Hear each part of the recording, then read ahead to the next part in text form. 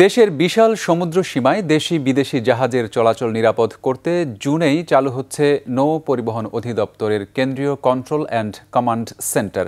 এছাড়া সমুদ্রগামী জাহাজের সঠিক দিক নির্দেশনার জন্য চালু হচ্ছে ৭টি আধুনিক লাইট হাউস। বিস্তারিত আহমদ বাবুর প্রতিবেদনে।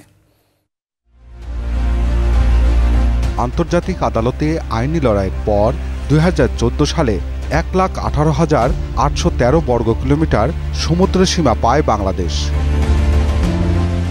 বিশাল এই সমুদ্রপথে চলাচলকারী বাণিজ্যিক জাহাজের দিক নির্দেশনা ও যোগাযোগ স্থাপনের জন্য নতুন ৪টি ও পুরাতন ৩টি সহ আধুনিকায়ন করে মোট ৭টি লাইট হাউস ও কোস্টাল রেডিও স্টেশন স্থাপন করেছে নৌ পরিবহন অধিদপ্তর।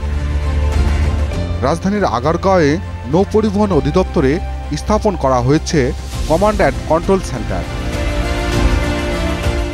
কোনো জাহাজ দুর্ঘটনায় পড়লে ভিএসএফ, এমএফএসএফ ও রেডিও অথবা স্যাটেলাইট যোগাযোগের মাধ্যমে এ সেন্টারে বার্তা দিতে পারবেন নাবিকরা।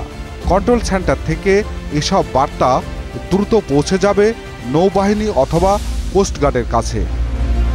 এখানে স্থাপন করা হয়েছে তথ্য ভাণ্ডার। ১০ বছরের নৌ চলাচলের তথ্য সংরক্ষণ করা যাবে এখানে।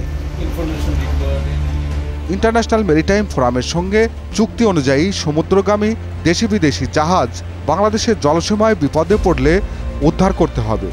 সে অনুযায়ী বাংলাদেশে কমান্ড অ্যান্ড কন্ট্রোল সেন্টার স্থাপন করা হচ্ছে। আমরা ঢাকা থেকে মনিটর করতে পারবো যে দেশি বিদেশি জাহাজগুলো কোনগুলো আমাদের ওয়াটার দিয়ে চলাচল করছে, তাদের কি অবস্থা আছে, তারা আমাদের টেরিটরি বা ওয়াটারে কোনো ক্ষতি করতেছে কিনা বা তারা কোনো বিপদের সম্মুখীন আছে কিনা, রিয়েল টাইমে জানতে পারবো যে এখানে কোনো জাহাজ বিপদে পড়ছে কিনা, তাদের কি ধরনের সহযোগিতা দরকার। দ্বিতীয়ত যে কাজটা হবে যে ইন্টারন্যাশনালি আমাদের দেশের ভাবমূর্তি আরও অনেক এগিয়ে যাবে। আমাদের এই জলসীমায় যে কোনো জাহাজ, দেশি বিদেশি যে কোনো জাহাজ বিপদে পড়লে আমরা তাদের উদ্ধার করব। সেই যে আন্তর্জাতিক কমিটমেন্টটা, সেটা আমরা এর মাধ্যমে অর্জন করতে যাচ্ছি। সারা বিশ্বে বাংলাদেশি জাহাজগুলোকে এই সেন্টার থেকে নজরদারি করা যাবে। আমরা আশা করি জুনেই এটা শেষ করতে পারবো। তো এই প্রজেক্টের অধীনে ৭টি লাইট হাউস এবং কোস্টাল রেডিও স্টেশন এবং Dhaka command and control centre নির্মিত হচ্ছে, যেটা আমাদের প্রধান কার্যালয় হিসেবে ব্যবহৃত হবে। বাংলাদেশ ও দক্ষিণ কোরিয়ার অর্থে প্রকল্পটি বাস্তবায়ন করা হচ্ছে বলেও জানান তিনি।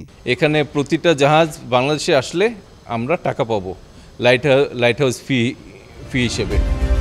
আহমদ বাবু, ২১শে টেলিভিশন, ঢাকা।